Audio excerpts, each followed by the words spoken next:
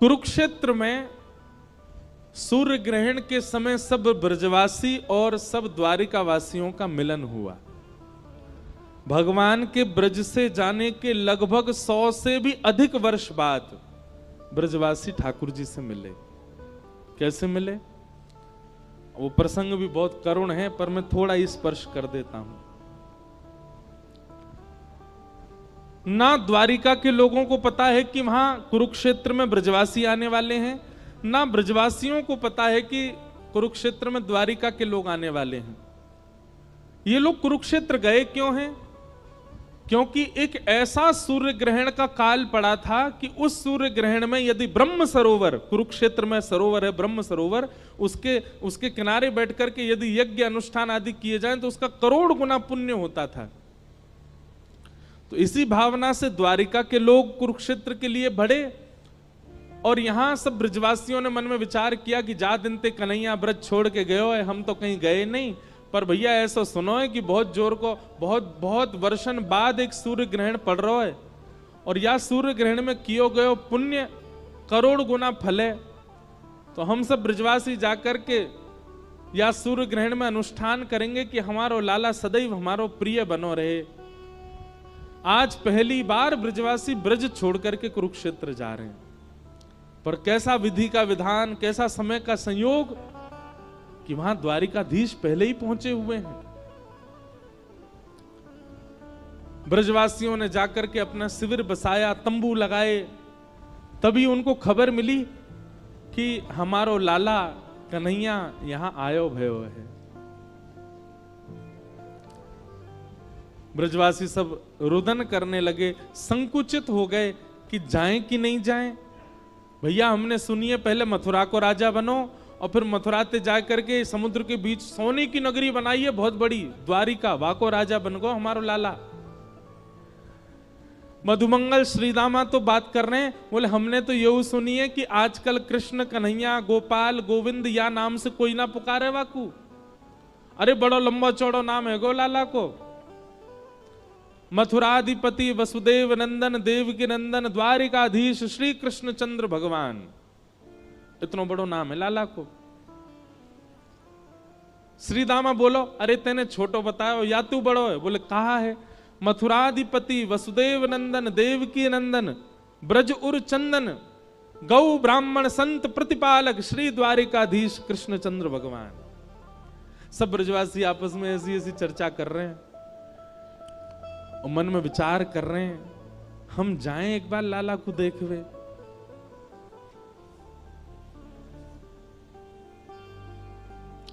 और सब ब्रजवासी नंद बाबा के पास गए, बोले बाबा लाला आयो भयो है कुरुक्षेत्र में, हमारी तो हिम्मत ना है रही वाकू देखवे की, मन तो बहुत है रो बाबा प्राण निकरवे से है रहे, लेकिन आप यदि हमारे संग चल दोगे तो नेक बल मिल जाएगो।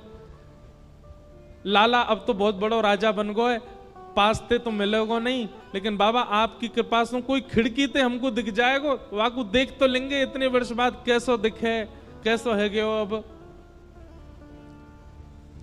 नंद बाबा बोले ना भैया मन तो मेरो भी है, चलो सब लोग चलें जाके लाला को दर्शन करके आवे।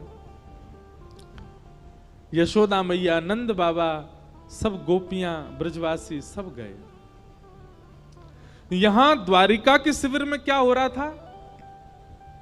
रत्न सिंहासन पर भगवान विराज रहे हैं और भारतवर्ष के समस्त वेदज्ञ, समस्त ऋषि, समस्त महान मुनि सब सामने बैठे हैं। कोई त्रिपुंडधारी, कोई ऊर्ध्वपुंडधारी, सब लोग अपने हाथ में दूर्वा लिए, कुशा लिए, बिल्वपत्र लिए, तुलसी दल लिए, सब ठाकुर जी की आराधना कर रहे हैं। सूर्य ग्रहण चल रहा है, भगवान योग निद्रा में बैठे हैं और बड़े बड़े वेदज्ञ साक्षात वेद खड़े होकर के मंत्रों का उच्चारण कर रहे हैं। हजारों की तादाद में लोग द्वारिकाधीश का दर्शन कर रहे हैं और ठाकुर जी की एक अद्भुत अर्चना चल रही है वहां पर।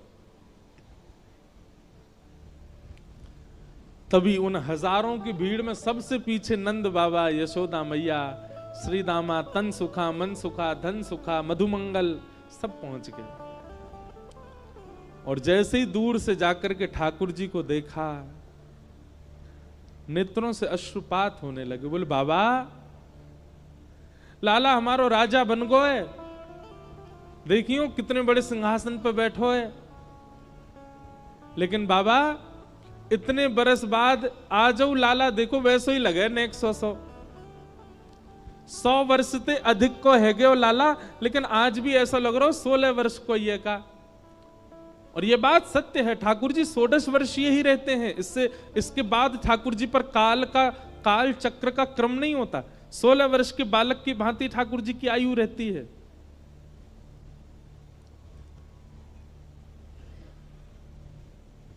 तभी किसी ने ब्रजवासियों को देख लिया, उद्धव जी को बताया। उद्धव जी महाराज तो ब्रजवासियों के पहले ही दास बन चुके थे। उद्धव जी महाराज तुरंत गए और योग निद्रा में बैठे भगवान के कर्ण रंध्र के समीप जाकर के कहा, ठाकुर जी सब ब्रजवासी आए हैं, नंद बाबा, यशोदा मैया, मधुमंगल, श्रीदामा आदि सब सखा आपके दर्शन को आए हैं। जिस योग निद्रा से वेद ध्वनि भी भगवान को उठा नहीं पाती है, उस योग निद्रा में बैठे, योग साधना में बैठे भगवान को जैसे यशोदा मैया के शब्द बताए गए कि यशोदा मैया खड़ी हैं, संपूर्ण योग, निरध्यासन, ध्यान, धारणा, समाधि सब भूल गए ठाकुर जी। यशोदा मैया का वो कोमल रूप ठाकुर जी को दिखने लगा। पीछे पीछे मैया दौड़ रही है, आगे आगे ठाकुर जी दौड़ रहे हैं, ये सब स्वरूप दिखने लगा। ब्रज की लीलाएं अनुभव होने लगी। मैया अंक में भर के ठाकुर जी को सुलाती है, सब भाव याद आने लगे। रत्न सिंहासन पर बैठे हुए ठाकुर जी के नेत्र सजल हो गए और सजल नेत्रों से ठाकुर जी ने तुरंत नेत्र खोले और उद्धव का हाथ पकड़ लिया और कांपते हुए बोले, कहां है यशोदा मैया? जैसे ही ठाकुर जी ने देखा, सामने हजारों की तादाद में भीड़ है और वहीं पीछे वृद्धावस्था है, झुकी हुई कमर से यशोदा मैया खड़ी हैं। ठाकुर जी ने विचार नहीं किया। सामने असंख्य पात्र रखे हैं सोने चांदी के, असंख्य वेदिक पूजन के क्रम रखे हैं। ठाकुर जी लांघ गए, सबको दौड़ करके गए और सारी भीड़ को हटाते हुए, सब हटो, मेरी मैया आई है, अरे मेरी मैया आई है, मेरी यशोदा मैया आई है। यहां यशोदा मैया ने ठाकुर जी को देखा, ठाकुर जी ने यशोदा मैया को देखा, दौड़ करके ठाकुर जी ने अंक में भर लिया मैया को। भगवान की 16,108 पत्नियां आ गईं, भगवान के सारे पुत्र आ गए, भगवान के पौत्र आ गए, भगवान की पुत्र वधुएं आ गईं। सब आकर के देखने लगे, आज वो मैया आई है जिसने हमारे पितामह श्री कृष्ण को पाल पोस के बड़ा किया।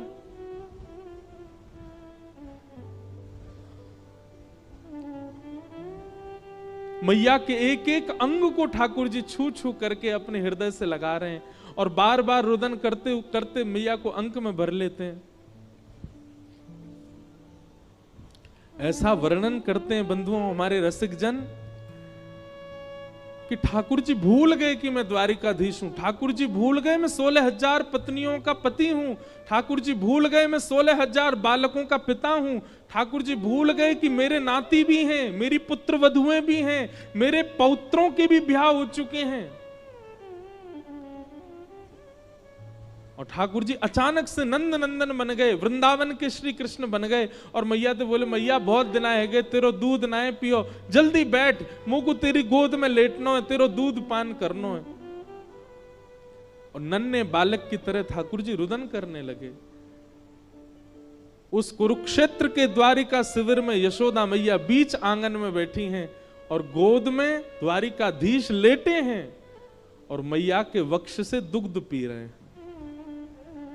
इस दृश्य को देख करके रुक्मणी आदि पत्नियां सब मानो जैसे स्तब्ध हो गए। ठाकुर जी ने मुकुट उतार के दूर फेंक दिया, अपने आभूषण उतार दिए और लिपट गए मैया से।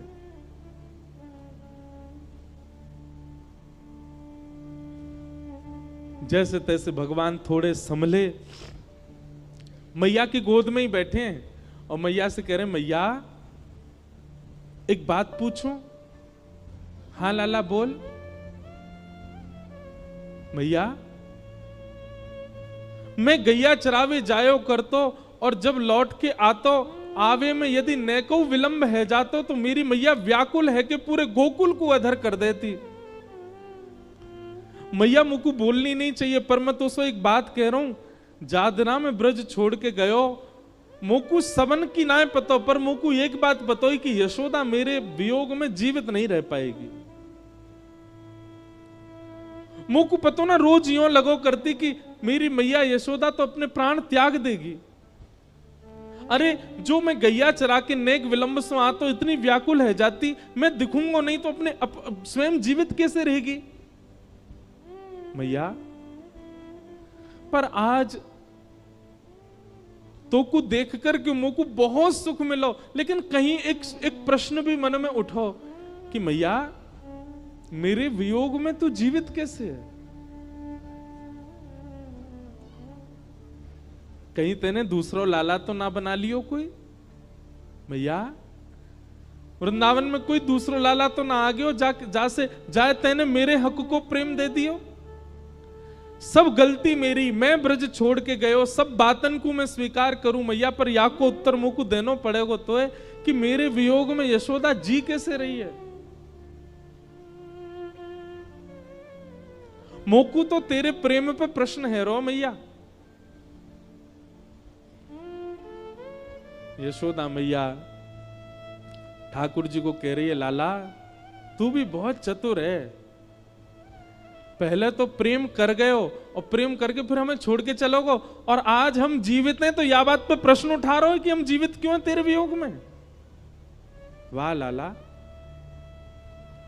सांची पूछे लाला तो जादना तू गयो वही दिना हमारे प्राण निकरवे वारे, पर तू ऐसी लीला करके वृंदावन में गयो कि वो लीला हमारे चित्त में बैठी है, जा लीला की वजह से हमारे प्राण नहीं निकर पाए।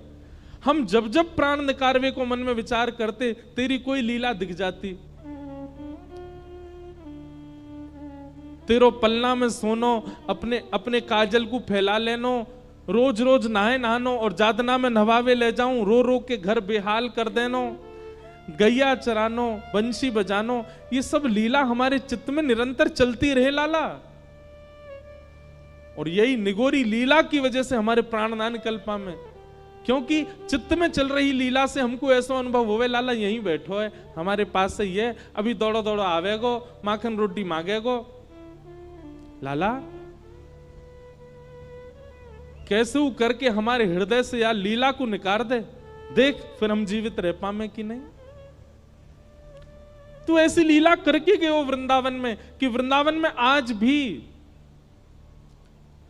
यशोदा मैया कह रही है, जा मार्ग से तू गैया चरा के आयो कर तो लाला 100 वर्ष है गए, वह मार्ग पर कोई गैया चरावे नहीं गए हो। क्यों? सब ब्रजवासी ये विचार करें, या मार्ग में कन्हैया के चरण चिन्ह अंकित हैं, हम उनके ऊपर नहीं चलेंगे। जा गिरिराज पे तेने जाके गैया चराई, वह गिरिराज पे कोई जावे ना है। क्यों? यहाँ पे कन्हैया के चरण अंकित हैं। जा वृक्ष पे बैठ के तेने वंशी बजाई, वह वृक्ष के ऊपर कोई चढ़े ना है। क्यों? यहाँ पे हमारो लाला बैठो। और वहां जा करके जब तेरी याद आवे, वह मार्ग पर जाकर के वहां की मट्टी को सिर पे लगा लें, वह वृक्ष को जाके हृदय से लगा लें, वह यमुना को जाकर के दर्शन कर लें। हम तो ऐसे जीवित हैं लाला।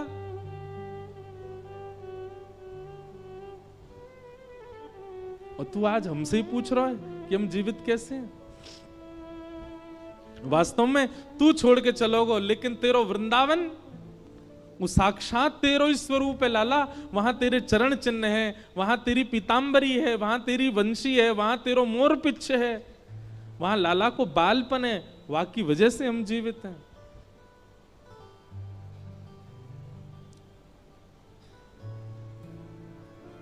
ठाकुर जी ग्रहण में अनुष्ठान कुछ नहीं हुआ। ठाकुर जी यशोदा मैया की गोद में बैठे हैं, मैया को बार बार हृदय से लगा रहे हैं। नंद बाबा को हृदय से लगा रहे हैं, सब ब्रजवासी को हृदय से लगा रहे हैं।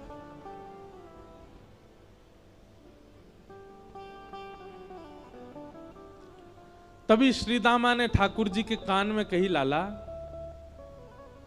किशोरी जी भी आई हैं। किशोरी जी को नाम सुनते ही ठाकुर जी स्तब्ध हो गए और ठाकुर जी समय पाकर के ब्रज के शिविर की ओर गए अकेले, और श्री किशोरी जी के शिविर के बाहर जाकर के घुटनों पर बैठ गए। तभी किशोरी जी ने ललता विशाखा आदि सखियन से कही, बोले कि ऐसा क्यों लग रहा हो कि द्वार पे कन्हैया बैठे हैं? ललता विशाखा बोली, आपको कोई भ्रम भयो है, वो काय को आएंगे, उनको तो अनुष्ठान चल रहा है।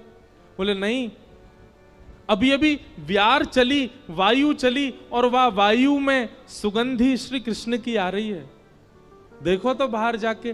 तभी द्वार पर जाकर के देखे तो श्याम सुंदर हाथ जोड़ के नेत्रों से नीर बह रहे हैं, बैठे।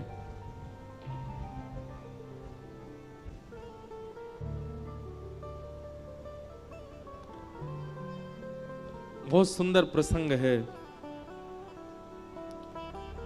किशोरी जी और ठाकुर जी का मिलन हुआ और फिर ठाकुर जी ने वहां रास बिहार किया।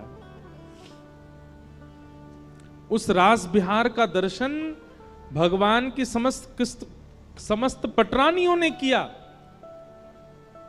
और उस रास बिहार में श्री किशोरी जी का रूप देख करके भगवान की सारी पटरानियां मूर्छित हो गई सौंदर्य देख करके किशोरी जी का। इतनी सुंदर हमारी श्यामा जी। मैं कथा के विश्राम में एक भाव किशोरी जी के चरणों में निश्चित रखता हूं। आज भोपाल की कथा विश्राम करते हुए भी श्री किशोरी जी से प्रार्थना करें, हे श्यामा जी, मोहे तो भरोसो है तेरो रे किशोरी राधे, मोहे तो भरोसो है तेरो रे किशोरी राधे, मोहे तो भरोसो है तेरो रे किशोरी राधे। नेत्र बंद करके किशोरी जी का स्मरण करके सब गाओ। तेरो रे किशोरी राधे, मोहे तो भरोसो है तेरो रे किशोरी राधे, मोहे तो भरोसो है तेरो रे किशोरी राधे, मोहे तो भरोसो है तेरो रे किशोरी राधे,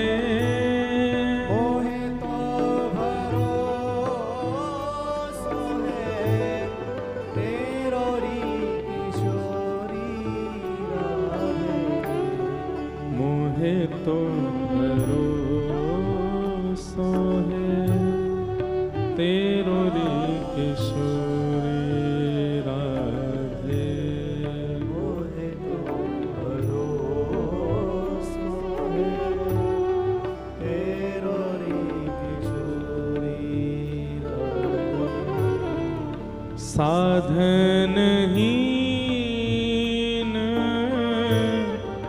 दीन में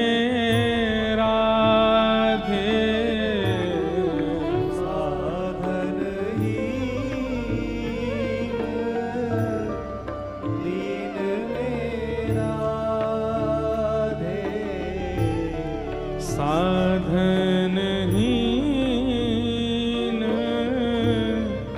दीन में राधे, साधनहीन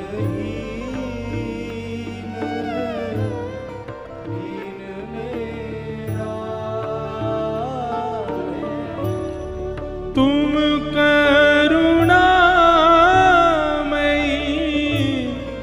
प्रेम अगाध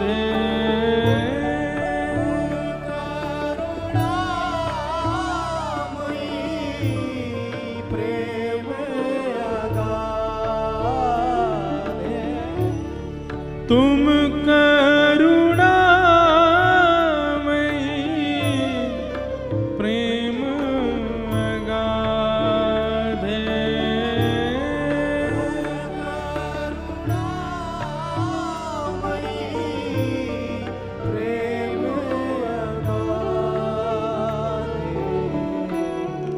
मोहे तो भरोसो है तेरो रे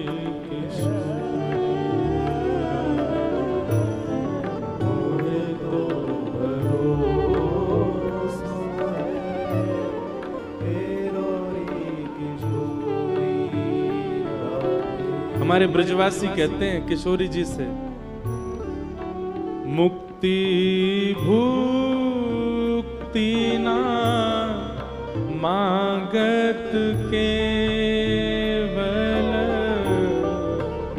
मुक्ति भुक्ति ना मांगत केवल।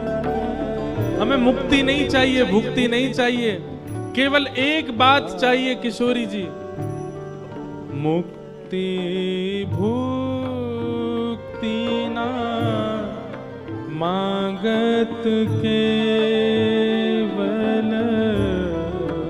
मुक्ति भुक्ति ना मांगत। फिर क्या चाहिए? अपनो जान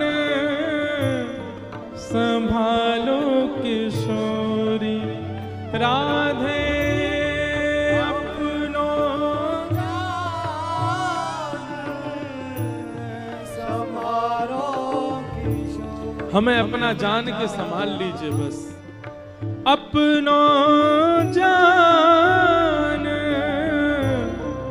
संभालो किशोरी राधे,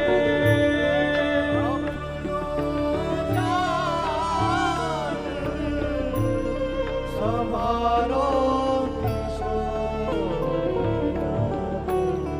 मोहे तो भरोसा है तेरो रे किशोरी राधे, मोहे तो भरोसा है तेरो रे किशोरी राधे, हाँ तेरो रे किशोरी राधे,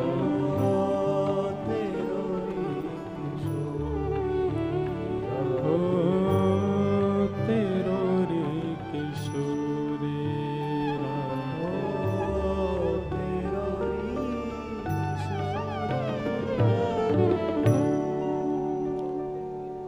रुक्मणी जी की स्थिति ऐसी बताई जाती है कि भगवान श्री कृष्ण से कभी विलग नहीं हो सकती रुक्मणी जी, पर श्री किशोरी जी का दर्शन करके रुक्मणी जी के चित्त में इतना प्रेम आह्लाद प्रकट हो गया कि श्री किशोरी जी के चरणों में प्रणाम करते हुए रुक्मणी जी कहती हैं कि आप हमें अपनी शरण में रख लीजिए और सदा के लिए ब्रज में ले चलिए। हम द्वारिका छोड़ने को तैयार हैं, अपने प्राणेश श्री कृष्ण के बगैर रहने को तैयार हैं, पर आपके बगैर अब नहीं रह पाएंगे।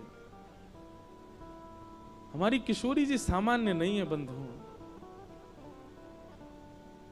रुक्मणी जी निवेदन कर रही हैं, भगवान की सब पटरानियां कह रही हैं कि आप सदा के लिए अपने श्री चरणों में हमको वास दे दीजिए। ऐसा रूप है किशोरी जी का,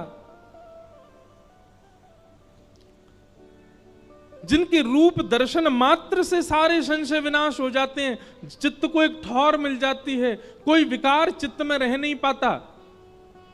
बस एक ही इच्छा होती है, एक कोने में कहीं बैठ जाएं और केवल इनको निहारते रहें और कुछ ना करें।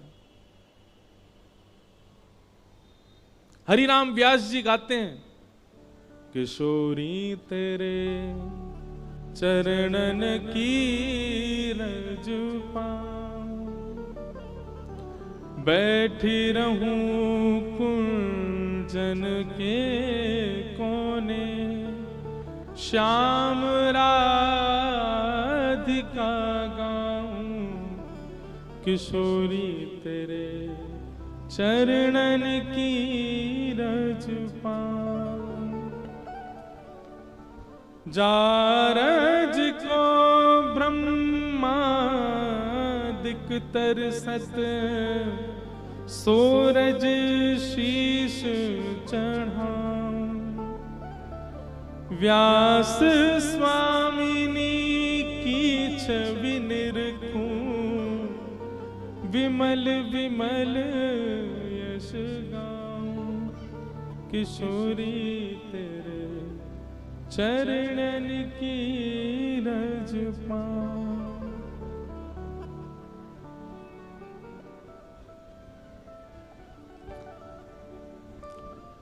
वेद यज्ञ अनुष्ठान नहीं हुआ, प्रेम का अनुष्ठान हुआ कुरुक्षेत्र में। और इस प्रकार ब्रजवासियों से ठाकुर जी मिले।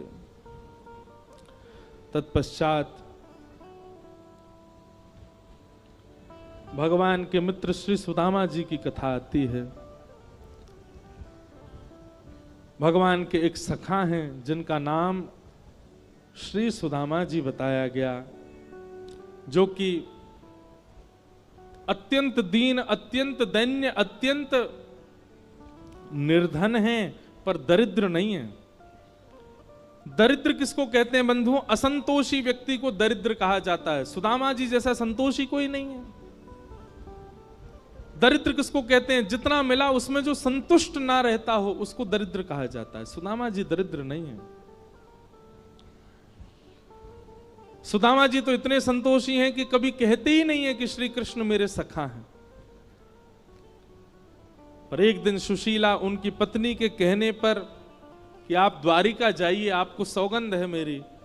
सुदामा जी मन में विचार करने लगे, मेरी दीन दशा देख करके कोई ये ना सोचे कि मैं कुछ मांगने आया हूं, इसलिए मैं द्वारिका नहीं जाता।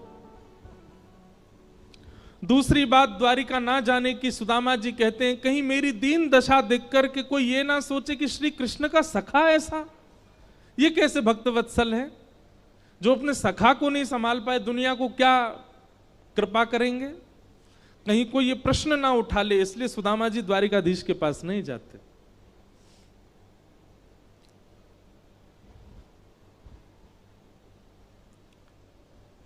प्रेम में स्थिति गोपनीय रखी जाती है। जो प्रेमी अपनी स्थिति का बहुत चिल्ला चिल्ला करके बखान कर देता हो वो प्रेमी नहीं होता। मैंने तुम्हारे लिए ऐसा किया, मैं तुम्हारे लिए ये सहता हूं, मैं ये सब प्रेम में नहीं होता। प्रेम में सह लिया जाता है चुप रह करके। ठाकुर जी से शिकायत करने वाले कभी ठाकुर जी से प्रेम नहीं कर सकते। ठाकुर जी से प्रेम करने वाले अपने जीवन में आई हुई विषमताओं को भी सह लेते हैं, लेकिन ठाकुर जी से कभी नहीं कहते। सुदामा जी ने कुछ नहीं कहा, कभी नहीं कहा, सब सहते हैं। और क्षमा करना, जहां सहा ना जा रहा हो वो स्वार्थ है, प्रेम नहीं है। प्रेम में तो सहा जाता है। और सुदामा जी अकेले नहीं सह रहे हैं, सुदामा जी की पत्नी भी सह रही है, सुदामा जी के बच्चे भी सहते हैं। और सुदामा जी सबको सहने की शक्ति प्रदान करते हैं कि सहो, पर ठाकुर जी से नहीं कहेंगे।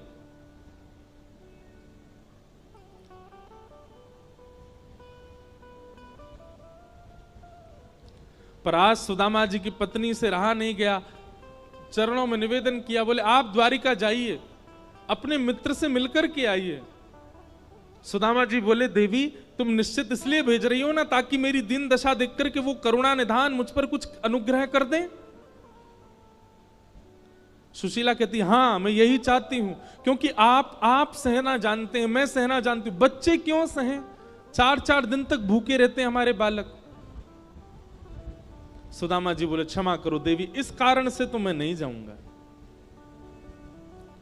वो मेरा मित्र है, मित्र इसलिए थोड़ी बनाया है कि मेरी विषमता, मेरी स्थिति पर वो मेरी सहायता करे।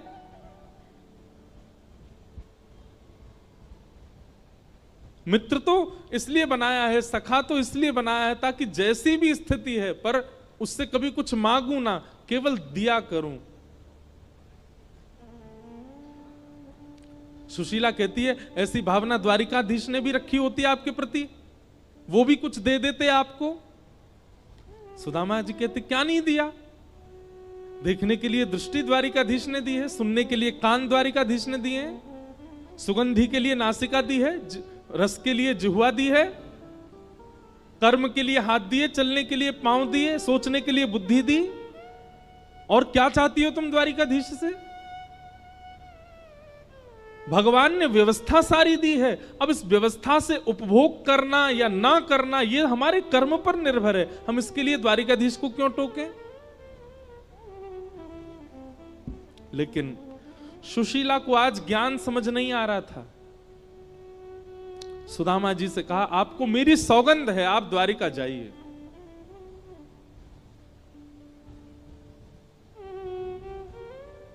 सुदामा जी महाराज गुरुकुल में मिले थे ठाकुर जी को, और गुरुकुल के बाद आज पहली बार द्वारिकाधीश का दर्शन करने जा रहे हैं, वो भी सुशीला ने सौगंध दी इसलिए।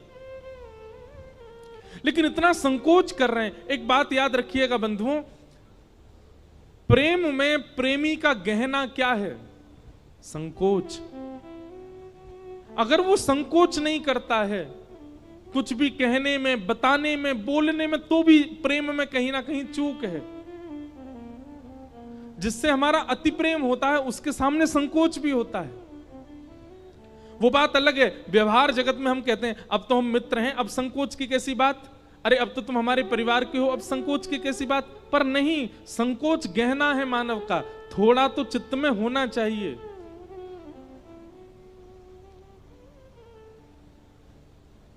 सुदामा जी निकल पड़े मित्र के दर्शन को। पत्नी ने कहा बेटी के घर, मित्र के घर, वैद्य के घर और गुरु के घर खाली हाथ नहीं जाते, कुछ लेके जाइए। सुदामा जी बोले क्या लेके जाऊं? मैं व्यवस्था करती हूं। चाहती तो एक घर से चावल ला सकती थी, पर 4 घरों में गई, अलग अलग मुट्ठी चावल लेके आई, ताकि अलग अलग चावल देख के द्वारिकाधीश समझ जाएं कि हमारे घर में ये चावल पाने के लिए भी योग्यता नहीं है। पत्नी का पूरा भाव यही है कि द्वारिकाधीश को हमारी स्थिति पता चले, और सुदामा जी का पूरा भाव यह है कि कहीं से भी द्वारिकाधीश को मेरी स्थिति ना पता चल जाए। प्रेम सच्चा कौन सा? जिसमें स्थिति छुपाई जाती हो।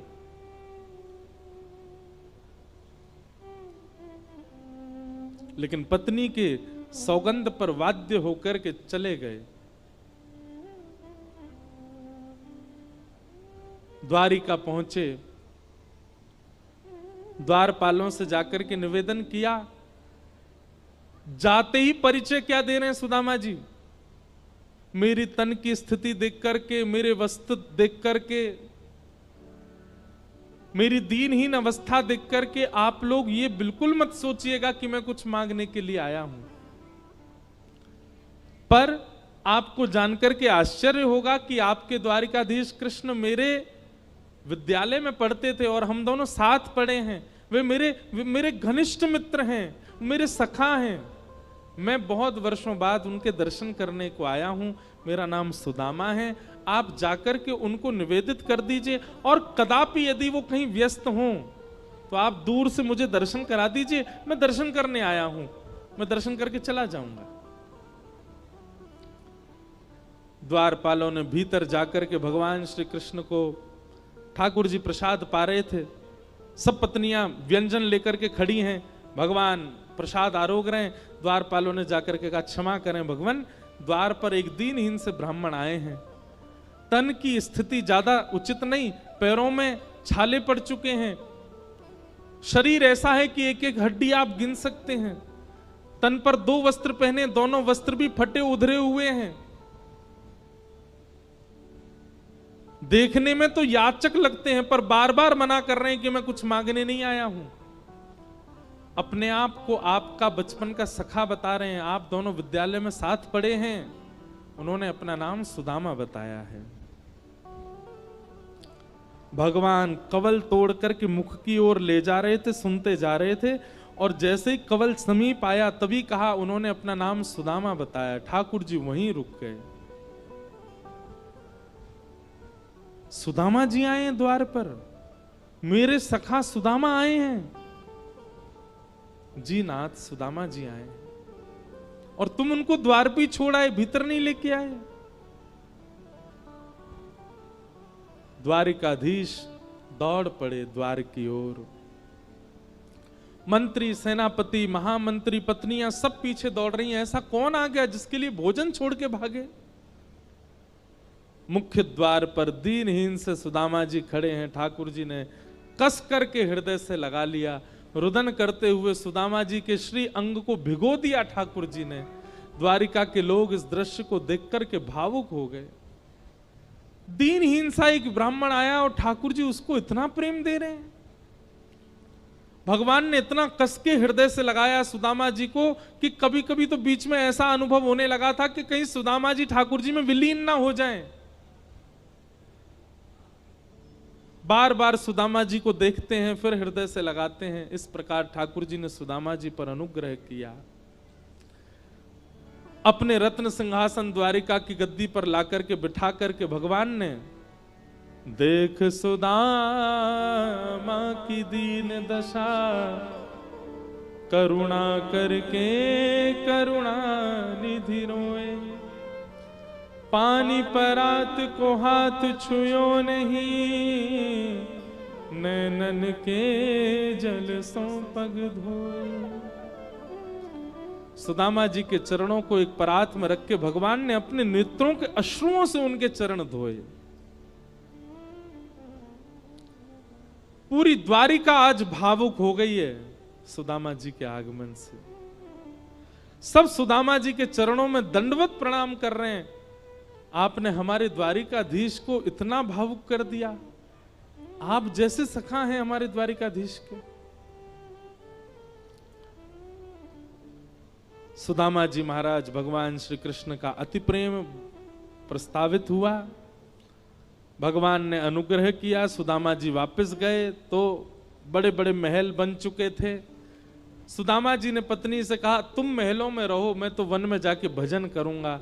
पर तभी ठाकुर जी एक रूप से प्रकट हो गए और कहा, यदि महल में मैं संग रहूं तो यहां भजन करोगे? सुदामा जी बोले, आप संग रहोगे तो रहूंगा। सुदामा जी को आश्वासन भगवान ने किया, एक रूप से सदा हम आपके साथ महल में रहेंगे, आप यहीं रह के भजन करो। और इस प्रकार सुदामा जी पर कृपा करके भगवान ने अनुग्रह किया। बोलो भक्तवत्सल भगवान की। आगे बंधुओं, यदुवंशियों को श्राप लगा। भगवान के मना करने पर भी भगवान के पुत्रों ने जाकर के संतों का अपमान किया, जिसके कारण यदुवंशियों को श्राप लगा और लड़ते झगड़ते सारे यदुवंशी आपस में मर गए। बलराम जी महाराज अपनी लीला पूरी करके क्षीर सागर में प्रवेश कर गए। भगवान ने उद्धव को ज्ञान उपदेश प्रदान किया और ज्ञान उपदेश के उपरांत ठाकुर जी एक वटवृक्ष के नीचे बैठे थे। तभी एक भेलिया ने बाण ठाकुर जी के श्री चरणों में मारा। भगवान ने कहा, सब मेरी इच्छा से हो रहा है। वैकुंठ से विमान ठाकुर जी को लेने के लिए आया था। भगवान ने उस भेलिया को ही विमान में बैठा करके भेज दिया। उद्धव ने ठाकुर जी से कहा, नाथ अब आपकी लीला पूरी हो रही है, हम आपके बगैर कैसे जिएंगे? उद्धव जी महाराज को ठाकुर जी ने कहा, उद्धव मेरी ओर देखो। उद्धव ने भगवान की ओर देखा और भगवान एक दिव्य ज्योति में परिणित हो गए। 7 बार आकाश में भ्रमण करते हुए तिरोधाय प्रविष्टोयम श्रीमद् भागवतार्णवम, श्रीमद् भागवत रूपी ग्रंथ में ठाकुर जी प्रविष्ट हो गए। और उद्धव से कहा, उद्धव कलिकाल में मेरी प्राप्ति, मेरा अनुभव करना हो तो भागवत जी की शरण में जाना। इसी भागवत का विस्तारीकरण श्री वेदव्यास जी महाराज करेंगे और श्री शुकाचार्य जी के माध्यम से जन जन तक, घर घर तक इसको पहुंचाया जाएगा। चतुश्लोकी भागवत भगवान का रूप हुआ। उद्धव जी महाराज ने प्रणाम किया। उद्धव जी बद्रिकाश्रम प्रस्थान कर गए। अर्जुन ने जाकर के समस्त पांडवों को बताया कि भगवान लीला पूरी करके चले गए। पांडवों ने परीक्षित को राज्य गद्दी पर बिठाया। पांडव स्वर्गारोहण में चले गए। परीक्षित को 7 दिन में मरने का श्राप लगा, जिसके कारण सुखदेव जी से उन्होंने कथा श्रवण की। आज 7वां दिन था। परीक्षित ने अनेक प्रश्न किए, सबका उत्तर श्री सुखदेव जी ने उनको प्रदान किया। अंत में श्री शुकाचार्य जी परीक्षित और समस्त श्रोताओं को प्रणाम करके व्यासपीठ से प्रस्थान कर गए। तक्षक सर्प ने आकर के परीक्षित जी का स्पर्श कर दिया, जिससे उनका पांच भौतिक शरीर जल करके राख हो गया। उनकी दिव्य चेतना एक विमान में विराजमान होकर के भगवत धाम को प्रस्थान कर गई। बोलो भागवत महापुराण की। अनेक प्रसंग सुनाए गए। मार्कंडेय ऋषि का भाव था कि मुझे प्रलय का दर्शन करना है।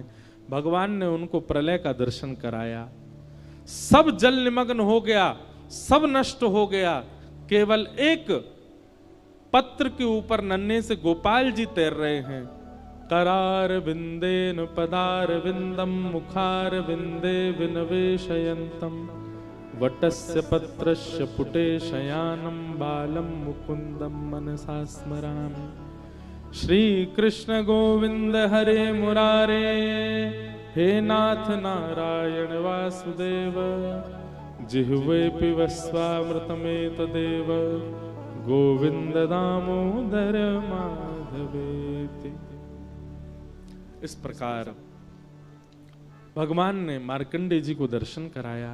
सब कथाएं सुनाई गई। सबको हम प्रणाम मात्र करते हैं, वंदन मात्र करते हैं। श्रीमद् भागवत जी का अंतिम श्लोक सब लोग 3 बार मेरे साथ में बिल्कुल मेरुदंड सीधा करके, नेत्र बंद करके, ठाकुर जी का चिंतन करते हुए 3 बार सब लोग मेरे साथ बोलेंगे। नाम संकीर्तनम यस्य, नाम संकीर्तनम यस्य, सर्व पाप प्रणाशनो, सर्व पाप प्रणाशनो, प्रणामो दुख समनः, प्रणामो दुख शमनः, तम नमामि हरिं परम, तम नमामि हरिं परम। नाम संकीर्तनम यस्य, नाम संकीर्तनम यस्य, सर्व पाप प्रणाशनो, सर्व पाप प्रणाशनो, प्रणामो दुख समनः, प्रणामो दुख शमनः, तम नमामि हरिं परम। नमामि हरिं परम। नाम संकीर्तनम यस्य, नाम संकीर्तनम यस्य, सर्व पाप प्रणाशनो, सर्व पाप प्रणाशनो, प्रणामो दुख समनः, प्रणामो दुख शमनः, तम नमामि हरिं परम। नमामि हरिं परम। तम नमामि हरिं परम। नमामि हरिं परम। तम नमामि हरिं परम। नमामि हरिं परम। बोलो वृंदावन बिहारी लाल की जय। श्री राधा रमण लाल की जय। श्री राधा वल्लभ लाल की जय। भागवत महापुराण की जय। सब संतन की जय। सब भक्तन की जय। सब विप्रन की जय। समस्त ब्रजवासीन की जय। पंचमुखी हनुमान जी महाराज की जय। दुर्गा मैया की जय। जय श्री राधे। जय जय श्री राधे। जय जय श्री राधे। नमः पार्वती पतये हर हर महादेव।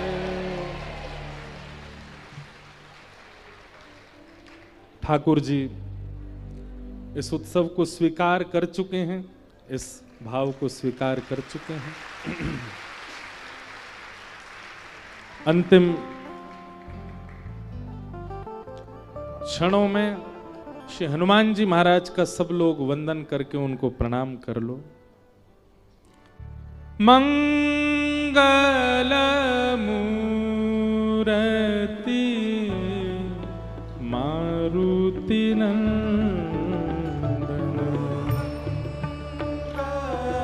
सब लोग गाओ।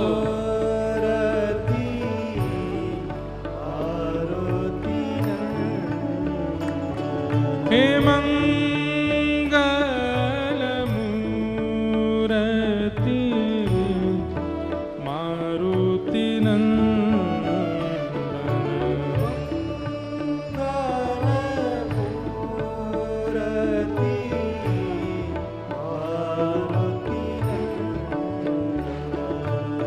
सकल मंगल मूल निकंदन, सकल मंगल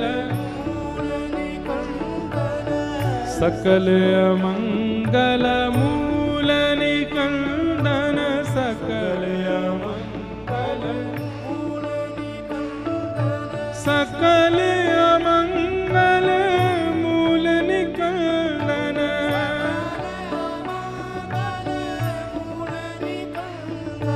सकल मंगल मूल निकंदन,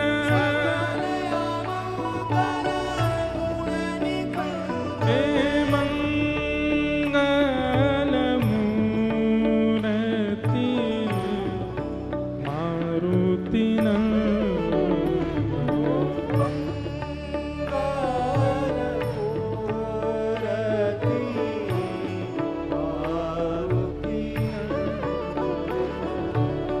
वंदो राम लखन वैदेही, वंदो राम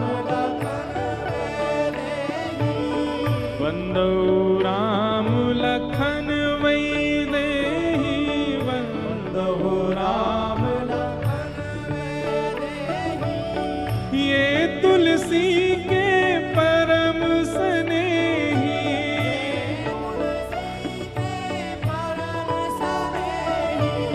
ये तुलसी के परम स्नेही, हे मंगल मूर्ति मारुति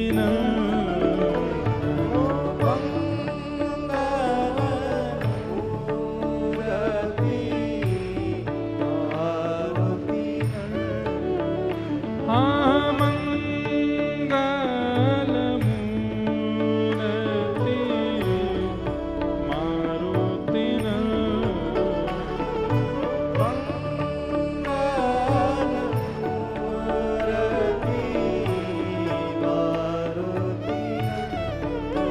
जय जय मंगल मूर्ति मारुति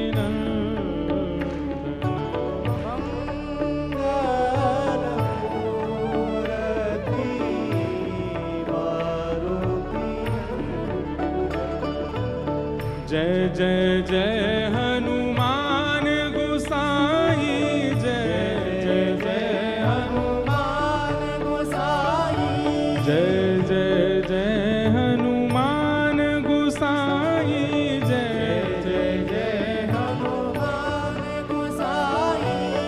कृपा करहु गुरुदेव की नाई, कृपा करहु गुरुदेव की नाई, हे कृपा करहु गुरुदेव की नाई, कृपा करहु गुरुदेव की नाई, हे मंगल मूर्ति मारुति मंगल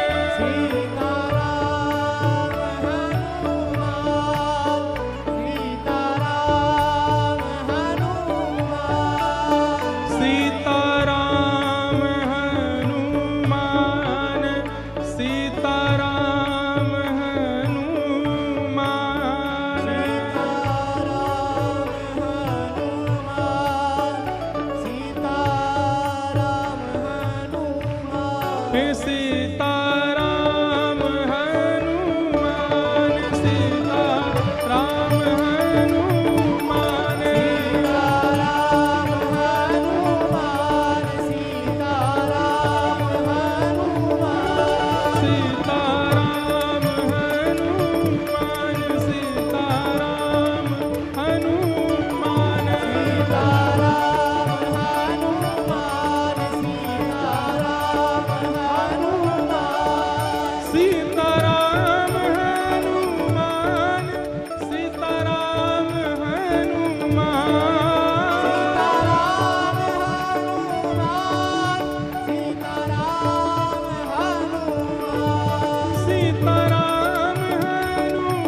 हनुमान,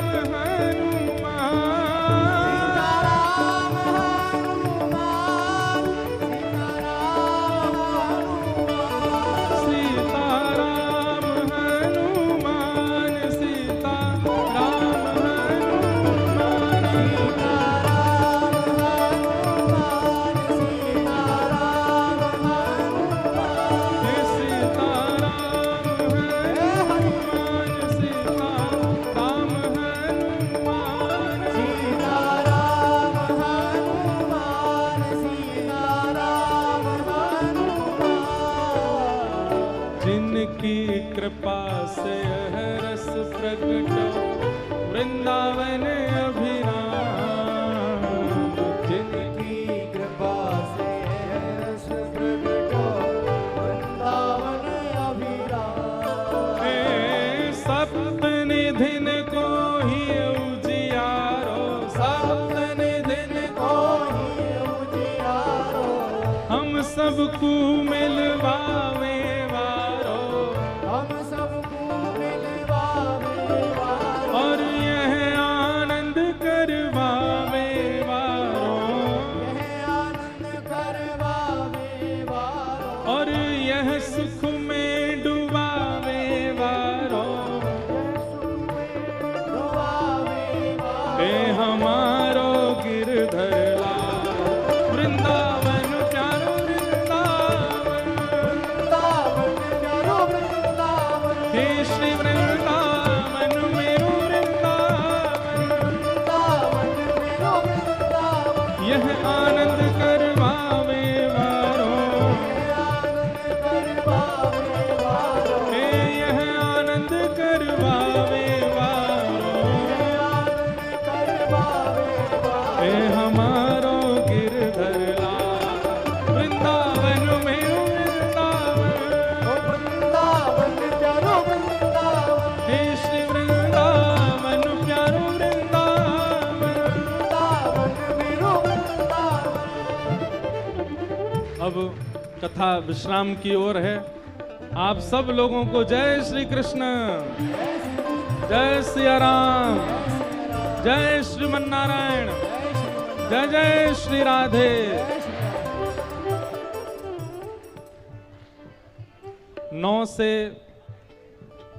9 मार्च से 12 मार्च आपके भोपाल के पड़ोस विदिशा में हम आ रहे हैं मीरा चरित्र सुनाने। सुनो तो 2030 में नहीं 2025 में ही आ रहे हैं। 4 दिन का मीरा चरित्र का क्रम है। श्री मीराबाई का चरित्र वहां होगा। तो 9 मार्च से 12 मार्च सब लोग सादर आमंत्रित हैं। तब तक के लिए सबको जय श्री कृष्ण, प्रेम और भाव से भुजा उठा करके जय राधे राधे श्री राधे राधे जय राधे राधे श्री राधे राधे जय राधे राधे श्री राधे राधे विश्व भानु दुलारी बरसाने वारी श्री कृष्ण प्यारी गिरधर की प्यारी जय राधे राधे श्री राधे राधे जय जय राधे राधे श्री राधे राधे जय जय राधे राधे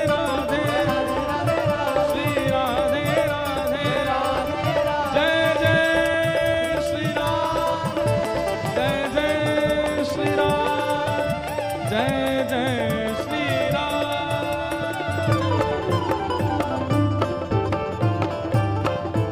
बोल वृंदावन बिहारी लाल की, श्री राधा रमण लाल की, श्री राधा वल्लभ लाल की, प्यारे गिरधर लाल की, पूछरी के लौठा की, हु प्यार। क्या बात है बंसी वारे, शाबाश। जय श्री कृष्ण।